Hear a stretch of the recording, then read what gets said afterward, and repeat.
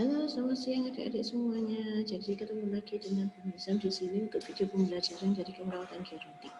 Jadi hari ini kita nanti akan bertemu untuk diskusi terkait mengenai fase-fase dari keperawatan genetik. Oke, untuk meningkat waktu akan saya share terkait mengenai materi. Oke, sebentar. Baik. Sudah terlihat ya adik-adik untuk yang materinya. Oke, saya slide sekarang untuk materinya. Nah, oke, ini adalah geriatrik ya. Jadi kita mulai saja. Jadi kalau adik-adik sering mendengar apa sih bedanya? Ada gerontik, ada geriatrik. Nah, itu sebenarnya apa sih perbedaannya? Itu ada di sini. Jadi gerontik itu asal mulanya adalah dari gerontologi. Jadi gerontologi di sini adalah ilmu yang mempelajari tentang proses penuaan. Itu masuk ke gerontik. Ya, kayak gerontologi seperti itu. Di mana untuk yang dipelajari di dalam gerontologi di sini terdiri dari teori aging proses dan perubahan yang terjadi pada proses menua. Itu aja untuk gerontologi. Jadi ilmu yang pelajari tentang dua hal tersebut. Sedangkan geriatrik yang biasa kita sebutnya itu adalah geriatrik nursing, itu adalah perawatan pada lanjut usia yang mempelajari tentang proses menuaan. Jadi akibat penyakit akibat penuaan serta aspek-aspek yang tercakup di dalamnya.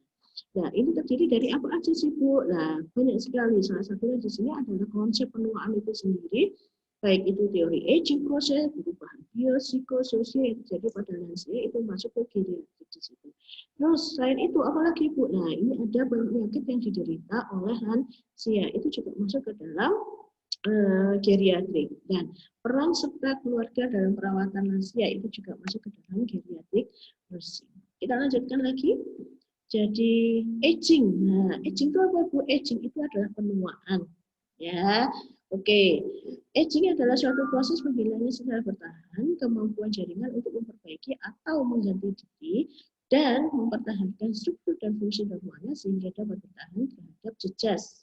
Ya, jejas itu luka, termasuk di dalamnya ini adalah infeksi dan memperbaiki kerusakan yang diderita. Itu yang diutarakan oleh Konstantinus. Oke. Tuh, terus kemudian, nah, aging di sini kalau menurut Nugroho ini adalah proses menua atau terus-menerus secara alamiah dimulai sejak lahir dan umum dialami oleh semua makhluk hidup. Jadi untuk aging proses di sini, aging itu tidak hanya pada manusia saja. Kucing pun juga mengalami, anjing pun mengalami, jangankan kucing dan anjing, ya, pohon pun juga sama. Jadi itu juga bisa menua di sini. Oke. Sebelum nanti kita masuk ke intinya, saya jelaskan dulu mitos-mitos lansia dan kenyataannya. Oke. Nah, wah jadi lansia itu enak ya, banyak yang ngomong kayak gitu. Kenapa? Damai, tenang gitu ya, nggak mengerjakan apapun. Nah, karena apa? Mereka tinggal menikmati nih hasil kerjanya, mampu melewati rintangan yang ada gitu ya. Tetapi pada kenyataannya apa? Tidak. Jadi banyak juga yang namanya mbah-mbah kita itu juga menderita apa itu yang dinamakan dengan depresi. Ya, kemiskinan sampai dengan gangguan fisik. Karena apa? Depresi. Karena lansia itu sudah tidak lagi bekerja. Ya, kalau misalkan bekerjanya dulu itu adalah pejabat gitu ya. Ketika dia pensiun banyak uangnya ya, oke, dia tinggal menikmati aja hasil kerjanya. Tetapi pada kenyataannya tidak semuanya seberuntung itu. Sehingga terkadang banyak sekali juga lansia itu yang mengalami depresi di sini. Ya, terus kemudian kemiskinan. Nah, itu tadi hubungannya tadi dengan hasil kerja ya. Oke, kemiskinan karena apa? Banyak sekali yang memiliki penghasilan yang kurang dari apa yang dia perlukan, sehingga terkadang itu meskipun dia usianya sudah tua, maka mau nggak mau dia harus bekerja. Gangguan fisik yang dulunya itu dia mungkin ya bodinya itu six pack, double pack gitu ya. Nah, tetapi ketika lansia sudah tidak bisa lagi seperti itu dan sering mengalami sakit-sakitan atau gangguan fisik. Oke. Nah, kemudian ada lagi apa? Yang namanya lansia itu kuno, Bu. Ya, kuno. Itu ya. Konservatif dan kemunduran. Nah, terus tidak kreatif, Bu. Terus menolak inovasi. Diberikan HP yang baru yang touch screen loh, Bu. Nggak bisa, Bu. Gitu ya. Terus orientasinya itu pada masa yang lalu saja. Yang diceritakan tuh ya yang dulu zamannya kakek nenek saya ketika pacaran. Nah, itu orientasinya masa lalu saja. Terus merindukan Bu masa lalu andekan yang dulu ini gitu-gitu. Nah, dan kadang itu juga kembali masa kanak-kanak. Masa yang namanya remote itu jadi rebutan Bu. Nah, itu ya, itu yang sering terjadi di sini. Ya, terus ada lagi apa susah berubah, dibilangin kayak gitu ya, bah jangan kayak gini mbak nanti gini-gini tapi tetap aja dilakukan ya, itulah mbahnya ya, itu keras kepala dan cerewet ya. Saya ngomongnya baru 1 kali 2 kali mereka sudah 1000 kali, nah itu biasanya ya, itu yang terjadi pada mbah-mbah. Oke, tetapi pada kenyataannya tidak semua kakek atau nenek kita itu seperti itu. Ada juga yang mereka itu lebih lihai loh daripada kita. HP-nya lebih bagus daripada kita. Nah, juga itu. Jadi istilahnya tidak semuanya itu mengalami apa yang tadi yang sudah saya sebutkan. Oke. Terus kemudian berpenyakitan. Sakit-sakitan, Bu. Ya. Karena apa? Ya memang beliau-beliaunya ini sudah mengalami degradasi. Ya, degradasi dengan banyaknya penyakit yang menyertai.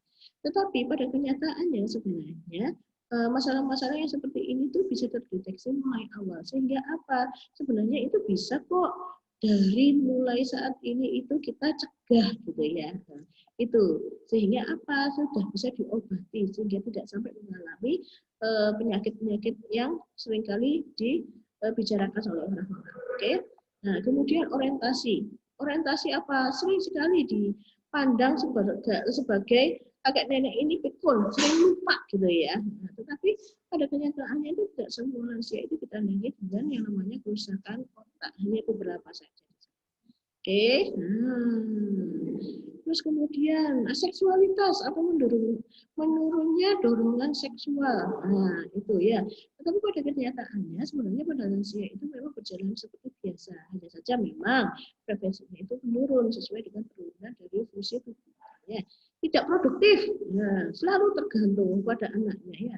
Tetapi apa? Tidak semuanya. Kadang juga tidak juga. Jadi kadang itu beberapa lansia itu memang sudah berpikiran sangat jauh sekali sehingga apa? Dia itu biasanya akan nabung. Nah, wah ini rek mendekati masa pensiunku. Jadi apa? Dia mulai nabung nih sedikit demi sedikit. Sehingga apa? Ketika dia sudah menjadi lansia, sudah tidak lagi bekerja, itu akan mengalami sedikit kematangan mental dan material. Jadi ada sekali yang seperti itu. Ya.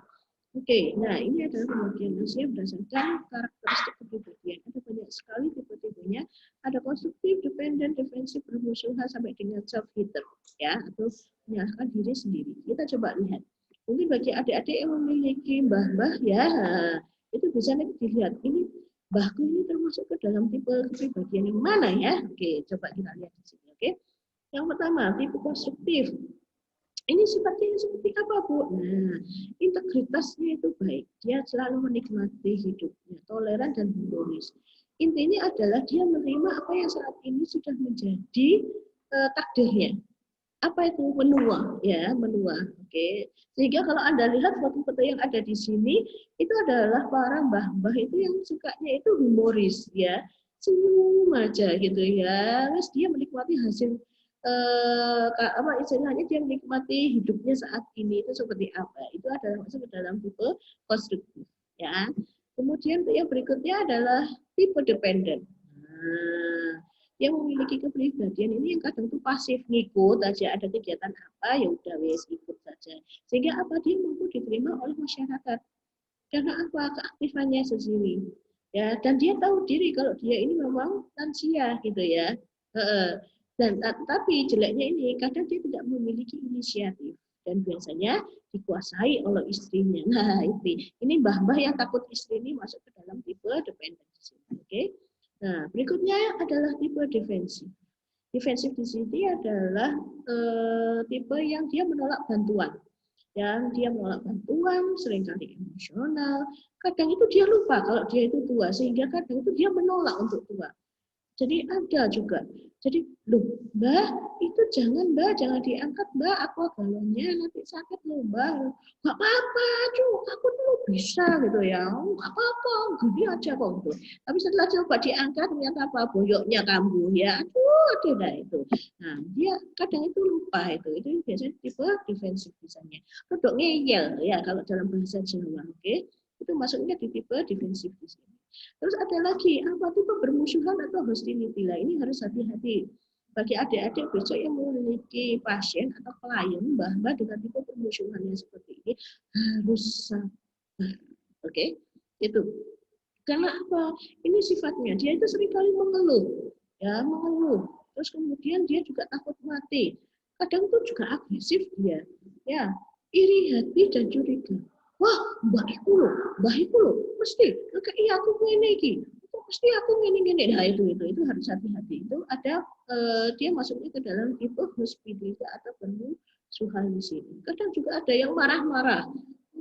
Aku dikongkon ini, aku disuruh ini, aku disuruh ini. Nah, itu. Nah, itu juga masuknya ke tipe bermusuhan. Ya, itu. Terus kemudian yang terakhir, yang terakhirnya adalah self-hater atau menyalahkan diri sendiri. Nah, dia memiliki kebiasaan apa? Dia tidak ambisi. Seringkali apa dia menyalahkan diri. Ya, terjadi penurunan baik itu dari segi sosial maupun ekonomi. Sosial di sini apa? Dia itu biasanya menarik diri dari teman-temannya. Kadang kalau di panti badan yang sering saya lihat itu mbah-mbah itu banyak sekali yang tidak mau kumpul sama sesama mbah-mbahnya. Alasannya apa? Banyak sekali. Ya, banyak sekali. Oh, mbah itu gini gini. Enggak, udah wes aku tak di sini aja. Aku kan soalnya gini gini gini. Nah, itu wes itu ya. Terus kemudian kebanyakan tuh mereka memang memiliki pengalaman yang buruk dalam perkawinan di sana ya. Divorce itu juga bisa atau ditinggalkan sama anaknya itu juga iya. Banyak sekali malah sekarang ini yang ada di panti werda itu anak itu yang tidak mengakui orang tuanya sehingga apa ya udah dia dibiarkan saja. Kadang juga ada yang dititipkan di sana orang tuanya karena apa anaknya nggak mau repot gitu dia mereka sukanya bayar aja ya bayar aja tetapi orang tuanya ditaruh di panti ya semoga nanti adik-adik kedepannya tidak ada yang seperti itu. Alangkah bijaknya kalau kita ini berbakti kepada orang tua kita ya. Merasa cukup menerima proses menua dan ini harus hati-hati karena apa pada tipe ini ada kecenderungan untuk bunuh diri. Karena apa? Yang tadi dia itu seringnya itu menyalahkan diri sendiri karena kondisinya sekarang. Saya memang salah, saya dulu itu kayak gini, makanya saya ditaruh di panti, ini. Nah, itu harus hati-hati. Itu memiliki kecenderungan untuk bunuh diri yang besar. Oke, jadi harus hati-hati adik-adik ketika ketika nanti bertemu dengan pasien-pasien yang seperti itu atau klien-klien yang seperti itu ya. Oke, kita lanjutkan. Nah, ini adalah isu dari keperawatan geriatrik sekedar saya ini aja, sekilas aja bahwa tren isu yang ada saat ini, kalau yang dulu diperkirakan pada tahun 1999 sampai 2025 itu akan terjadi kenaikan jumlah lansia. Sebesar apa? 400 loh. Itu harus hati-hati di sini. Ya. Terus bahkan ketika WHO itu mengeluarkan datanya diperkirakan pada tahun 2020 saat ini loh ya. Indonesia itu akan memiliki peringkat 5 atau 6 dari jumlah lansia yang ada di Indonesia. Untuk sampai dengan saat ini tetap yang jadi peringkat pertama dengan jumlah lansia terbanyak ini adalah dipegang oleh Cina. Yang kedua adalah Jepang. Itu ya. Oke, kalau untuk yang di Indonesia saat ini masih perkiraan masih di bawah itu ya. Sehingga terjadi pergeseran di sini. Kalau yang dulu itu banyak anak-anaknya. Nah, baby boom ya. Oke, kalau sekarang karena perubahan yang terjadi yang saat ini sehingga berubah paradigmanya menjadi older boom. Oke, ini adalah alasan meningkatnya jumlah lansia di sini. Apa menurunnya mortalitas bayi dan anak. Ya, sehingga apa kecenderungan mereka untuk tumbuh dan besar, dewasa dan lansia itu menjadi tinggi, sehingga itu juga menyebabkan terjadinya peningkatan pada jumlah lansia. Metode persalinannya yang baik. Kalau yang dulu banyak sekali metode persalinan yang buruk, dukun ya, entah itu dibantu siapa dan sebagainya, ke tokoh yang ada di sana. Sehingga apa? Banyak sekali yang namanya bayi itu yang meninggal beserta dengan ibunya. Tetapi alhamdulillah bergeser ke arah yang 2020 sudah mulai bagus metode persalinannya. Sehingga itu tadi menurunnya mortalitas bayi dan anak. Untuk yang berikutnya, turunnya angka kematian. Angka kematian siapa ini? Bayi dan balita, begitu juga dengan lansia. Karena lansia sekarang itu untuk umur harapan hidupnya itu sudah tinggi di Indonesia, itu sekitar 75 tahun ke atas, ya. Terus kemajuan diagnosis dan terapi, sehingga yang penyakit-penyakit degeneratif yang saat ini sering diderita oleh lansia, saat ini sudah bisa untuk disembuhkan atau dilakukan pengobatan dan perbaikan gizi. Ya, kenapa di sini untuk perbaikan gizi dimasukkan? Karena kalau yang dulu orang lansia itu makannya hanya nasi, garam, kerupuk, plus kecap. Nah, itu sudah luar biasa. Tetapi kalau yang sekarang bergeser, alhamdulillah lansia sekarang itu kalau saya lihat mulai dari awal itu memang sudah tahu gizi itu sangat menentukan sekali. Dengan gizi yang bagus, kondisi ini juga akan kondisi tubuhnya juga akan terjaga sehingga apa? Akan turun ya, akan turun untuk angka penyakitannya gitu ya. Itu. Jadi akhirnya gizinya juga dipelihara. Berikutnya adalah meningkatnya pengawasan terkait mengenai penyakit infeksi, apalagi untuk yang saat ini terjadi yang namanya COVID-19, sehingga untuk penyakit infeksi tersebut itu sangat-sangat diperhatikan. Terutama di sini yang paling sering lihat terjadi adalah lansia. Lansia adalah sasaran empuk dari COVID-19 karena apa? Sering sekali pada lansia ini terjadi penurunan fungsi. Nanti di pertemuan yang berikutnya akan dibahas terkait mengenai perubahan-perubahan yang terjadi pada lansia, sehingga nanti terjadi peningkatan dari COVID-19 itu paling banyak juga pada lansia. Oke, oke, sehingga terjadi transisi ya pelayanan kesehatan. Kalau yang dulunya itu tahun 70-an itu didominasi pada usia muda, kalau yang sekarang itu sudah lebih ke arah yang tua. Dan kondisi ini harus untuk perubahan juga dan juga strategi dalam pelayanan kesehatan di sini. Ya, oke. Karena sudah bergeser, yang tadinya older boom sekarang jadi yang tadinya itu baby boom dan sekarang jadi older boom, secara otomatis itu juga akan menyebabkan perubahan dari perspektif perawatan lansia di sini. Pergeseran pelayanan dari klinik ke komunitas, sehingga apa? Kalau yang dulu tidak ada yang namanya posyandu lansia, tetapi kalau yang sekarang itu semua posyandu wajib harus ada posyandu lansia. Itulah perubahan dari klinik ke komunitas. Oke, terus kemudian apa? Pergeseran pembiayaan pemeliharaan kesehatan. Ya, yang dulu itu kita tidak ada tuh jam sostek dan sebagainya, tahun 80-an, tahun 90-an itu masih belum ada di sana. Tapi sekarang yang namanya asuransi kesehatan itu sudah booming, tidak hanya yang BPJS saja, tetapi juga asuransi yang lainnya, ya itu. Terus kemudian pendidikan berkelanjutan. Jadi untuk yang sekarang ini yang namanya keperawatan itu sudah banyak sekali spesialisnya. Nah, yang termasuk dalam keperawatan geriatrik ini masuk di dalam subspesialis keperawatan komunitas. Nah, itu. Jadi ada pendidikan berkelanjutan untuk mengatasi masalah tersebut. Terus kemudian ada pengembangan peran dan tanggung jawab. Ya, pengembangan peran dan tanggung jawab di sini ini bagaimana Bu maksudnya? Di sini lebih ke arah keluarga. Yang dulunya mungkin keluarga acuh tak acuh terserah wis kowe lapor dan sebagainya. Dan sekarang sudah nggak boleh. Karena apa? Peran dan tanggung jawab di sini tidak hanya pada pelayanan kesehatan saja, tetapi untuk peningkatan kesehatan pada lansia juga dibebankan kepada pihak keluarga. Oke, materi kita cukup sampai dengan sekian adik-adik. Sebelum kita akhiri, lihatlah di sini ada kata-kata bijak. Masa depan itu tidak selalu lebih baik daripada masa lalu, tapi persiapkanlah diri Anda untuk hadapi masa depan, agar masa depan Anda menjadi lebih baik dari masa lalu Anda. Itu ada saya kutip dari Komang Leo Trianda Arizona. Oke. Nah, itu adalah video pembelajaran dari saya untuk perawatan gerontik materi yang pertama. Untuk selanjutnya kita akan berdiskusi di Google Classroom. Oke, itu aja. Terima kasih adik-adik atas perhatiannya. Saya akhiri. Wassalamualaikum warahmatullahi wabarakatuh. Selamat siang semuanya.